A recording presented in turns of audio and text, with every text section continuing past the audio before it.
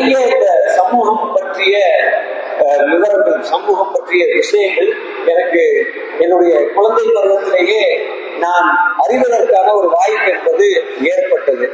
அப்படி நான் இந்த சமூகத்தின் கதைகளை தெரிந்து கொண்டே இருந்தேன். ஒரு ரயில் பயணத்துல கூட பக்கத்தில் உட்கார்ந்திருக்கவங்களுடைய கதைகளை நான் கேட்டு தெரிந்து கொண்டே இருந்தேன். எனக்கு இந்த மனிதர்களிடமே இவ்வளவு கதை இருக்கிறது என்றால், இந்த மனித குலத்தின் பரிணாம வளர்ச்சியை எடுத்து படித்தால் அதில் இன்னும் எவ்வளவு கதைகள் இருக்கும் என்று நான் ஒரு வரலாற்று மாணவனாக பரிணாம வளர்ச்சி தொடங்கி இந்த சமூகத்தின் பல்வேறு அடுக்குகளில் இருக்கக்கூடிய கதைகளை நான் கேட்க தொடங்கினேன். அப்படி கேட்க தொடங்கியதுதான் என்னை ஒரு வாசிப்பாளனாக, புத்தகங்களை நோக்கி ஈர்க்கப்பட்டவனாக, அல்லது பின்னால் என்னை ஒரு எழுத்தாளராகவும் மாற்றியது. அப்படி இந்த மனித குலத்தின் வரலாற்றை வாசிக்க வாசிக்க வாசிக்கத்தான் எனக்கு இந்த மனித சமூகத்தின் மீதான ஒரு பெரிய காதல் என்பது வந்தது. இந்த மனிதன் எவ்வளவு பாடுகளை பட்டு எத்தனை மில்லியன் ஆண்டுகள் ஒரு பரிணாம வளர்ச்சியில் நாம் மனிதர்களாக மாறினோம், எப்படி ஹோமோசேப்பியன்ஸாக எப்படி இருந்தோம், அதிலிருந்து எப்படி இந்த நாகரீக மனிதன் என்பவன் இந்த ஒரு ஒட்டுமொத்த எவல்யூஷன்ல அவன் எப்படி சாத்தியமானான், எப்படி உலகம் உருவானது, எப்படி மொழி உருவானது, எப்படி மனிதர்கள் உருவானோம் என்று இந்த வரலாற்றை வாசிக்க வாசிக்க வாசிக்க வாசிக்க இந்த பிரபஞ்சம், இந்த ஒட்டுமொத்த பிரபஞ்சத்திலும் மனித வாழ்க்கை சாத்தியப்பட்டிருப்பது ஒரே ஒரு இடத்தில், இந்த பூமியில் மட்டும்தான். இந்த பூமியில் மட்டும்தான் இவ்வளவு நாகரீகமாக மொழிகள், அறிவியல் அல்லது இன்று நாம் பார்க்கக்கூடிய அத்தனையும் இந்த பூமியில் மட்டும்தான் சாத்தியமாகி இருக்கிறது என்பது தெரிய தெரிய இந்த பரிணாம வளர்ச்சியை படிக்கும் போது நமக்கு இந்த பிறவி நம்பிக்கையெல்லாம் போய் இந்த ஒற்றை பிறவி என்பது எவ்வளவு அபூர்வமானது, நமக்கு இப்படி ஒரு வாழ்க்கையை வாழ கிடைத்திருக்கக்கூடிய வாய்ப்பு என்பது எவ்வளவு அபூர்வமானது. அப்ப இந்த ஒரு வாழ்வை எவ்வளவு ருசிக்க வேண்டும், எவ்வளவு ரசிக்க வேண்டும், அல்லது இந்த வாழ்வை நாம் எப்படி இந்த சமூகத்துக்கு அர்ப்பணிப்பது, அல்லது இந்த மனித வாழ்வை இன்னும் மேம்படுத்துவதற்கு எப்படி அர்ப்பணிப்பது என்கிற ஒரு பெரிய ஆவலை எனக்கு இந்த வாசிப்பும் பயணங்களும் தான் ஏற்பட்டுச்சு. அப்ப எனக்கு என்னுடைய அம்மாவிடம் இருந்து கேட்ட கதைகளை போல் இன்னைக்கு எனக்கு ஒரு கதையை கேள்வி வந்து கொண்டே இருக்கிறது. நாம் இந்த விஷயங்களை எல்லாம் சொல்லித்தான் நம் குழந்தைகளை வளர்க்கிறோமா? நம்முடைய குழந்தைகளுக்கு இந்த மனித குலத்தின் கதைகள், நாம் பட்ட பாடுகள், நாம் பட்ட துன்பங்கள், அல்லது நாம் இன்றைக்கு நாகரீக மனிதர்களாக இங்கே உழவுகிறோம் என்றால் நம்முடைய அம்மாக்கள் அப்படி உழவவில்லை, அவங்க அம்மா உழவுல. 2 தலைமுறைக்கு போனால் இன்னைக்கு இருக்கக்கூடிய வாழ்க்கையின் சாடை சுவரே இல்லாத ஒரு வாழ்க்கையை தான் இருந்திருக்கிறது என்றால், நாம் எவ்வளவு துன்பங்களை கடந்து, நாம் எவ்வளவு பெரிய ஒரு பயணத்தை கடந்து இன்றைய இந்த வாழ்வை அடைந்தோம் என்கிற கதை கூட நம்முடைய குழந்தைகள் பலருக்கு இன்றைக்கு தெரியாத ஒரு அவல நிலை இருப்பதை நான் பார்த்து கொண்டே இருக்கிறேன். பெரும்பகுதியான பெற்றோர்கள் குழந்தைகளுக்கு தாங்கள் பட்ட துன்பத்தையே சொல்றதில்லை, கஷ்டத்தை சொல்லி வளர்க்கக்கூடாது என்பது போல் நாம் பட்ட கஷ்டத்தையே நாம் நம் குழந்தைகளுக்கு சொல்லவில்லை என்றால் இந்த நாடு பட்ட துன்பத்தை, தொழிலாளர் வர்க்கங்கள் பட்ட துன்பத்தை என இந்த பெரும் துன்பத்தின் அல்லது நம்முடைய நெடிய வரலாறை நாம் அடுத்த தலைமுறைக்கு கடத்தவில்லை என்றால், கடத்தவில்லை, இப்பவே நாம கடத்தாத விதத்தில் தான் இருக்கிறோம். அப்படி நாம் அந்த வரலாற்றை அடுத்த தலைமுறைக்கு கடத்தாததால் தான் இன்றைக்கு இந்த சமூகத்திற்குள் பல மட்டங்களிலே ஏன் போராட வேண்டும் என்கிற ஒரு உணர்வுக்கு ஒரு கேள்வி இருக்கு. ஏன் போராட வேண்டும்? ஒருவரை நாம் வாக்களித்து ஆட்சியில் சென்று உட்கார வைத்து விட்டோம். உட்கார வைத்து விட்டால் நம் வேலை முடிந்து விட்டது. இந்த 5 ஆண்டுகளும் நாம் அமைதியாக நம் வேலையை பார்க்க வேண்டும், அவர்களை அமைதியாக ஆட்சி நடத்த அனுமதிக்க வேண்டும் என்பது போன்ற போக்குகள் இன்னைக்கு இந்த சமூகத்துக்குள்ள இருக்கிறது நான் பார்க்கிறேன். ஆனால் நாம் அவர்களுக்கு ஜனநாயகத்தின் வரலாற்றை, மனித குலத்தின் வரலாற்றை, நவீன அரசுகள் வளர்ந்ததின் வரலாற்றை எல்லாம் நாம் அவர்களுக்கு சொல்லிக் கொடுக்க வேண்டிய ஒரு அவசியம் இருக்கிறது. ஏனென்றால் நாம் அவைகளை சொல்லி கொடுக்கவில்லை என்றால் இன்றைக்கே அதன் விளைவை நாம் பார்க்கிறோம். இன்றைக்கு இருக்கக்கூடிய தலைமுறை என்பது எப்படி நாம் போராடி பெற்றோம் என்பதை அறிந்து கொள்ளாததால் இவைகளெல்லாம் பறிகொடுக்க ஒரு தலைமுறை தயாராகி கொண்டிருக்கிறது. இப்பயும் நீங்க நிறைய LIC ஊழியர்கள் அல்லது காப்பீட்டு ஊழியர்கள் இருக்கீங்க. இன்னைக்கு நீங்க ஒரு 1 லட்சம் ரூபாய் சம்பளம் வாங்கலாம். உங்களுடைய பிள்ளைகள் உங்களை விட ஒரு 1.5 லட்சம் ரூபாய் சம்பளம், 2 லட்சம் ரூபாய் சம்பளம் ஐடியில வாங்கலாம். ஆனா லேசா அவங்களையும் உங்களையும் பாருங்க, உங்க குவாலிட்டி ஆஃப் லைஃப் என்ன, உங்க ஒர்க் அண்ட் லைஃப் பேலன்ஸ் என்ன, அவங்களை திரும்பி பாருங்க.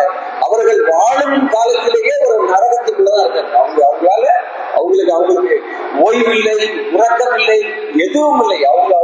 அவங்களால போராடவும் முடியாத ஒரு இடத்தில் இருக்காங்க. அப்ப இன்றைக்கு போராட்டங்கள் குறித்து, போராட்டங்களின் வரலாற்றை குறித்து நாம் நம்முடைய சக மனிதர்களிடமும் நம் அடுத்த தலைவர்களிடமும் உறக்க விரிவாக பேச வேண்டிய ஒரு மிகப்பெரிய அவசியம் இருக்கிறது. அந்த அவசியத்தை உணர்ந்துதான் ஒரு சிலபஸை போல நான் போராட்டங்களின் கதை என்கிற நூலை நான் வடிவமைத்து எழுதினேன். அதை எழுதும் போதே நான் இது மாணவர்களுக்கானது அல்லது இந்த சமூகத்தில் போராட்டங்கள் ஏன் என்று கேள்வி கேட்கக்கூடிய மனநிலையில் இருக்கக்கூடிய ஒவ்வொருவருக்கான நூலாகத்தான் அந்த நூலை ஒரு பாடத்திட்டத்தை போல் எழுதினேன்.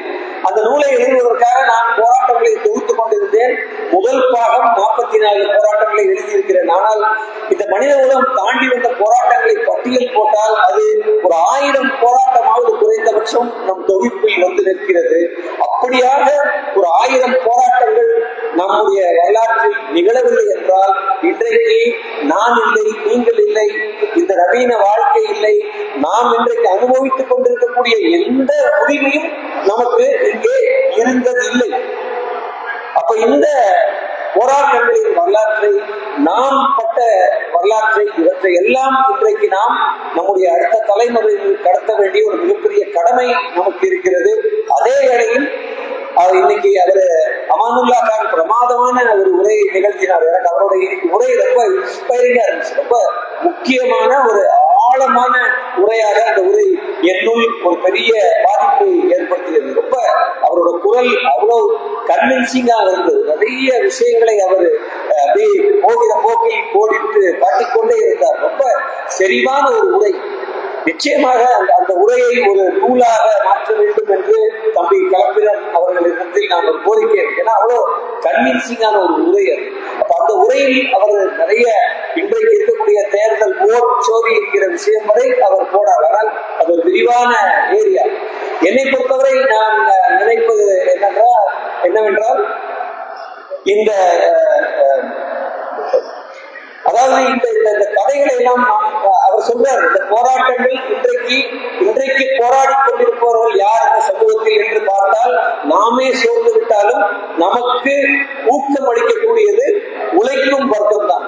எப்படி மும்பை நகரத்துக்குள் நள்ளிரவில் ஒரு 50,000 பேர் காலையில குழந்தைகள் எல்லாம் 10ஆம் கிளாஸ் பரீட்சைக்கு போகணும், அவங்களை தொந்தரவு பண்ணிடக்கூடாது என்று முழு இரவும் அந்த மக்கள் நடந்து போய் அந்த மைதானத்துக்கு போய் சேர்ந்தாங்க. அப்ப இன்றைக்கும் அது விவசாய போராட்டம் டெல்லியில் நடந்ததாக இருக்கலாம், மும்பையாக இருக்கலாம், அப்படியான விழிப்பு நிலை மனிதர்கள் மட்டும்தான் போராட தயாராக இருக்கிறார்கள். ஏனென்றால் அவர்களிடம் இழப்பதற்கு எதுவுமே இல்லை. பொதுவாக மத்தியதர வர்க்கம் அல்லது நம்மை போன்ற எல்லாரிடமும் இழப்பதற்கு நிறைய இருக்கு. அதனால நமக்கு எங்கோ ஒரு இடத்தில் ஒரு கயிறு கட்டப்பட்டிருக்கு, ஒரு அச்சுட்டு வர முடியல. ஆனால் இன்றைக்கும் அந்த போராட்டத்தை மிகப்பெரிய உயிர்ப்போடு வைத்திருக்கும் அந்த தொழிலாளர் வர்க்கத்தையும் பாதுகாக்க வேண்டியதும் அவருடைய போராட்டங்களில் நாம் துணை நிற்க வேண்டியதும் நம்முடைய சமகால கடமைகளில் ஒன்று என்பதை நீங்கள் மறந்துவிடக் கூடாது. 10 ஆண்டுகளாக மத்தியில் ஒரு ஆட்சி நடக்கிறது. ஆனால் அந்த ஆட்சிக்கு சவால் விடுகிற போராட்டத்தை நடத்தியது டெல்லியில் நடந்த விவசாய போராட்டம் மட்டும்தான். அவர்களை திரும்ப பெற வைத்தது அந்த சட்டங்களை. அப்ப இன்றைக்கும் நாம் நம்முடைய தொழிற்சங்க அரங்குகளுக்காக, நம்முடைய கோரிக்கைகளுக்காக நாம் ஒன்றிணையலாம். ஆனால் அதே வேளையில் நாம் இந்த பெரும் போராட்டங்களுக்கு ஒரு பெரிய பக்கபலமாக இருக்க வேண்டிய ஒரு அவசியம் இருக்கிறது. இன்றைக்கு இந்த அரசாங்கம் ஒரு டிசைன் வச்சிருக்கு. அது என்னன்னா, நீங்கள் போராடுவதை பற்றி சிந்திக்கவே கூடாது, நீங்கள் போராட்டங்களை பற்றி சிந்திக்கவே கூடாது. இந்த ஏழை எளியவர்கள் இருக்காங்க இல்லையா, அவங்களதான் டார்கெட் பண்ணி இவங்க பாலிசிஸ் எல்லாம் டிசைன் பண்றாங்க. அப்ப இன்றைக்கு பெட்ரோல் டீசல் 100 ரூபாய், எல்பிஜி 1500 ரூபாய் இருக்கிறது எல்லாமே உங்களை டார்கெட் பண்ணி இல்லை, உங்களால எப்படியாவது அதை கட்டிட முடியும். ஆனால் அவை எல்லாம் இந்த நாட்டினுடைய விளிம்பு நிலை மக்களை, ஏழைகளை டார்கெட் பண்ணித்தான். அப்ப அவங்களால அவங்களுடைய எண்ட்ஸை மீட் பண்ண முடியலன்னு, அவங்களால அவங்களுடைய மாதாந்திர செலவுகளை நடத்த முடியவில்லை என்றால் அவர்கள் ஒரு போராட்டத்துக்கு வருவதை பற்றி சிந்திக்க மாட்டார்கள் என்று இன்றைக்கு இந்த நாடு ஒரு கரும்புச்சாறு உள்ள அந்த மெஷின்ல போட்டு பிழிகிற மாதிரி இந்த நாட்டினுடைய ஏழை எளிய ஜனங்களை பிழிந்து கொண்டிருக்கிறார்கள். அதனால் இந்த நேரம் என்பது நாம் எல்லா போராட்டங்களின் வரலாறுகளையும் குழந்தைகளுக்கான கதைகளாக எழுத வேண்டும், குழந்தைகளுக்கு பெட் டைம் ஸ்டோரிஸாக சொல்ல வேண்டும். ஒரு போராட்ட உணர்வை நாம் இந்த சமூகத்தில் தக்க வைக்க வேண்டும் என்றால் நாம் இன்றைக்கு குழந்தைகளை நோக்கி வேலை செய்ய வேண்டிய ஒரு அவசியம் இருக்கிறது. ஒரே ஒரு செய்தியை சொல்லி நான் முடிக்கலாம் என்று நான் நினைக்கிறேன். நாமெல்லாம் படிக்கிற காலத்தில் நமக்கு பள்ளிக்கூடங்கள்ல ஓரளவுக்கு நல்ல கல்வியை சொல்லித் தந்தார்கள், நிறைய அறிவியல் மனப்பான்மையை சொல்லிக் கொடுத்தார்கள். ஆனால் இன்றைக்கு எனக்கு அடுத்த தலைமுறையை பார்த்தால் பயமாக இருக்கிறது. அவர்களுக்கு சிலபஸ்ல இருந்து எல்லாமே நீக்கப்பட்டு விட்டது. சிலபஸ்ல இருந்து காந்தி நீக்கப்பட்டு விட்டார், சுதந்திர போராட்டம் நீக்கப்பட்டு விட்டது, பீரியட் டேபிளையும் நீக்கிட்டாங்க. அப்ப அறிவியல் மனப்பான்மையையும் இந்த மாதிரியான இந்த கடந்த கால போராட்டங்களை ஒட்டுமொத்தமாக இன்றைக்கு பாடத்திட்டங்களில் நீக்கம் செய்கிற ஒரு வேலை நடைபெற்று விட்டது. அப்ப இந்த தலைமுறை அடுத்து வரும்போது இங்கே என்ன நிகழும் என்கிற ஒரு பெரிய கவலை இதை போன்றவர்களுக்கு இருந்து கொண்டே இருக்கிறது என்பதால் அந்த சிலபஸில் அதையெல்லாம் அவர்கள் நீக்கிறார்கள். நாம் இந்த டயலாக், நாம் இந்த கதைகளை உயிர்ப்போடு வைப்போம். அதற்கு இது போன்ற அரங்கங்கள் பெரும் பயனாக இருக்கும் என்று நம்புகிறேன்.